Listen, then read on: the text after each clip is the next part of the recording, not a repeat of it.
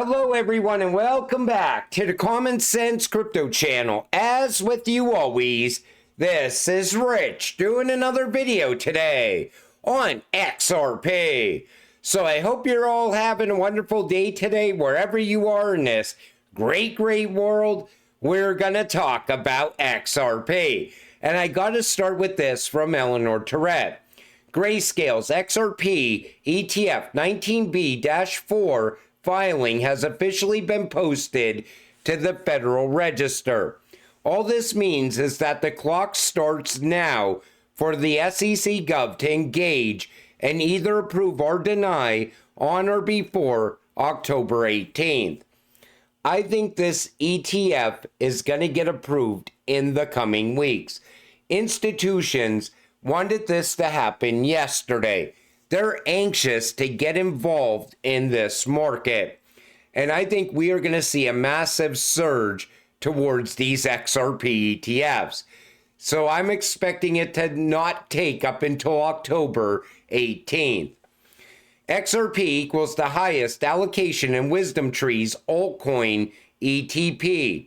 Wisdom Tree altcoin ETP prominently features XRP with the highest allocation, clearly signaling that the institutional adoption is as bullish on XRP from an investment standpoint as it is reflected in its price action. So right now, with Wisdom Tree, XRP is outperforming the others. Solana comes in second, then Cardano, Chainlink, Litecoin, and so on. We are going to see a massive surge in value on these XRP ETFs. I'm warning you now. You want to be holding when these ETFs go live, because this is how institutions get involved in this space without regulations in place. Once regulations come, they will be utilizing XRP on a daily basis. That's when we're going to see those liquidity pools open up. These 6 banks hold $452.86 trillion in OTC derivatives. That's over 3x global money supply.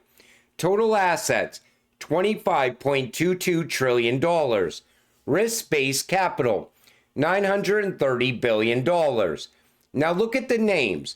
JP Morgan Chase, Goldman Sachs, Citi, Bank of America, Wells Fargo, and Morgan Stanley.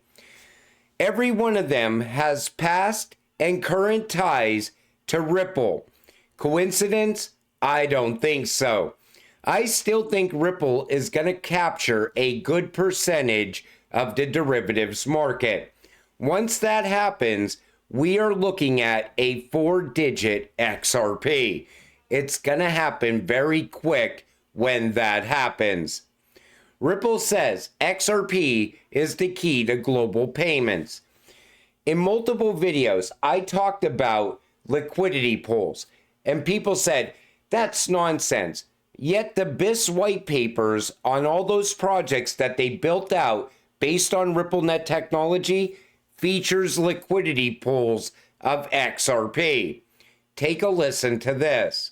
Of course, liquidity is a big issue. It's a big issue for any sort of financial markets, and the deeper liquidity pools across the world, the more seamless that we can move that value. Custody, very important. Settlements, lending products as well. I mean, it really runs the gamut. And again, we are looking at and studying all, but we're very focused on moving value right now, and we think the liquidity piece is core to all of this. We have seen full circle in that these financial institutions now are the ones that are interested, driving, taking their own initiatives, looking for advice, and certainly a big part of this movement. And if you think about, even as we'll talk about the agenda over the couple of days here, the financial institutions are very much a part of this. Like I said, the financial institutions are eager to get involved in this space. But those liquidity pools are so important about moving value across borders, moving tokenized assets. That's why we're going to see liquidity pools and scarcity for XRP. Here's a great visual to show your friends and family. Ripple and XRP versus Bitcoin. And this is back in 2017. So remember Alta Vista versus Google? Well, Alta Vista was first in the market. They had no management team, no innovation, do not adapt to the market, but they grabbed first wave attention. Then came Google in 1998. Innovative, focused on technology, top of the line management team, well backed financially, and they solve everyday problems.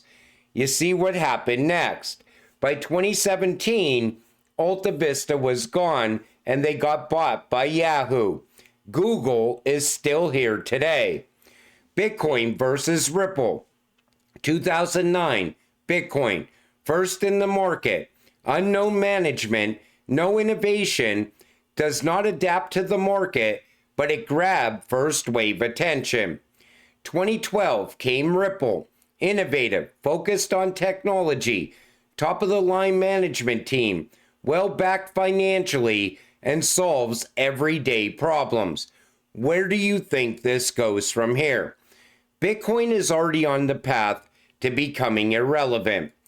Edo Farina kind of went off, and I'm sure he sees what I see every single day. I'm tired of the bullshit. Let's get this straight, he says. There's no fairy tale ending where Bitcoin stays to store value while utility assets moon. Bitcoin will be sacrificed. It'll be a bloodbath. A true decoupling is coming, where real demand, not speculation, drives value. XRP wins. Like I've been saying all along, all their smart money is going to move towards real value, something that actually solves a real world problem. That's why XRP will become the #1 cryptocurrency. It's just a matter of time. And everybody's saying Jack Dorsey is now Satoshi. Other people are claiming it's someone else all the time. Oh, we could never find out who Satoshi is. Well, this video came out. It's called The 4 Satoshis. Take a listen. We looked at Bitcoin. It was the most prevalent at that point. We had seized quite a bit of it, millions of dollars worth, under the Silk Road investigation. So one of our agents who started looking at another online marketplace through the deep web, which was called Black Market Reloaded, they were sending weapons through packages and ordering them on the dark web. And he was really, really smart, forward-leaning agent. And he goes, I want to go interview Satoshi Nakamoto. And we're like, what? He said, yeah, I want to go interview this guy. And at the time, we're like, hey, it's a figment of somebody's imagination. Maybe it's true, maybe it's not true. So, we had all this pushback from our headquarters. And we thought, hey, if an agent wants to go talk to him and we have some money, why don't we send him? Let's find out how this works. So as it came to be, the agents flew out to California and they realized that he wasn't alone in creating this. There were 3 other people, and they sat down and met with them and talked to them to find out how this actually works and what their reason for. So think about that. He went to California and met the 4 Satoshis. David Schwartz was one of them. Jed McCaleb, Arthur Brito. And the 4th one, it's up in the air. I've heard so many different people say it's so many other people. Some say Chris Larson played a part in this, but I don't think so. I think it was most likely those 4, those 3, and one more. So I want to know what your opinion is on the 4th one. And I'm going to give you the 4th one in an upcoming video on who I think it is. But then there's this video clip. Did you ever wonder why the billionaires that are holding Bitcoin don't sell their Bitcoin and pivot? Because they would expose the Ponzi.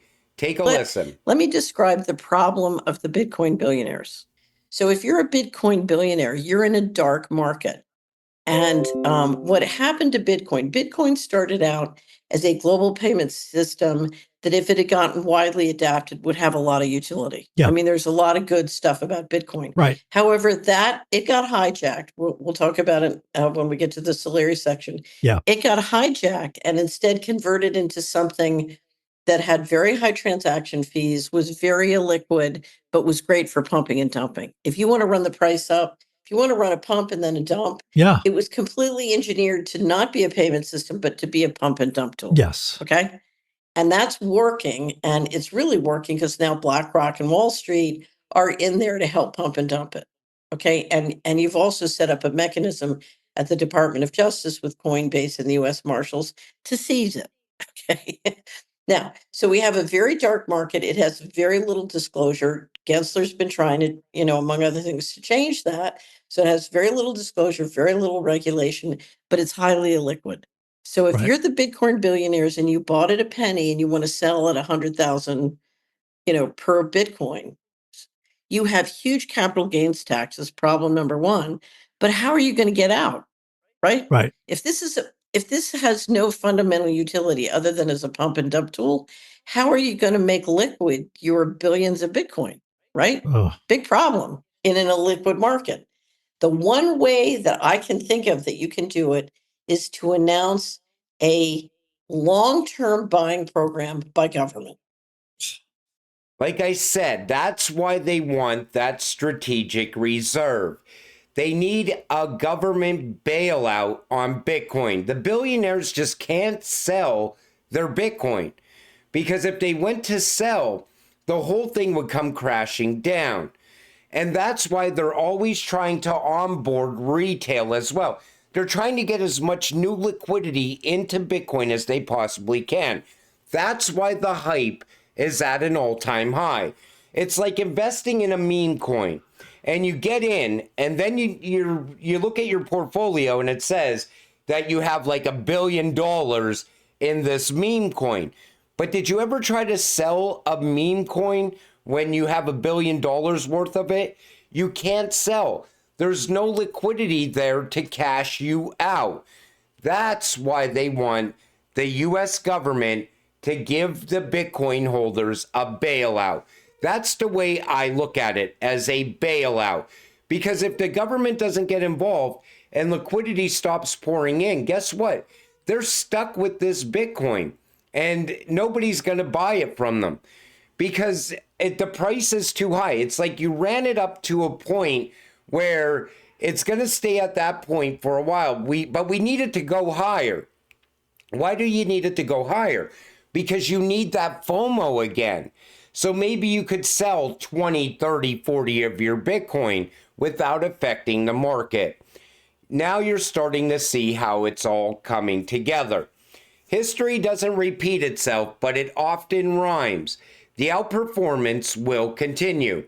Up until now, XRP is outperforming both ETH and Bitcoin, and it happened back in 2017.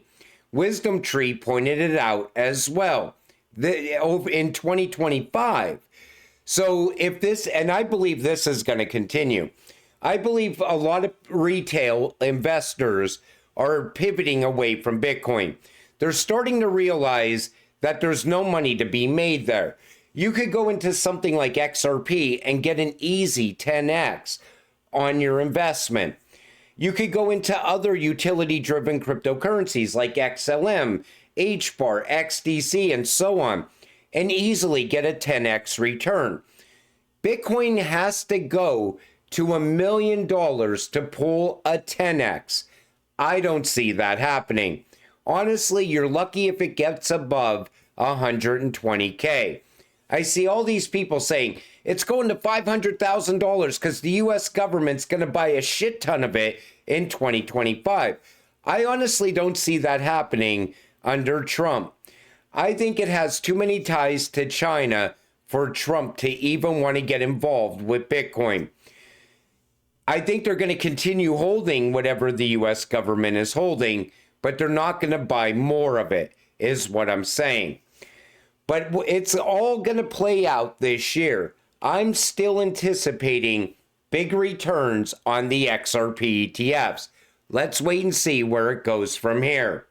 But until it happens, stay patient, stay positive, and let's get rich together. With that said, I'm going to wrap up this video. I want to thank you all for watching. I appreciate all of you. I'll see you in the next one. Have a great night.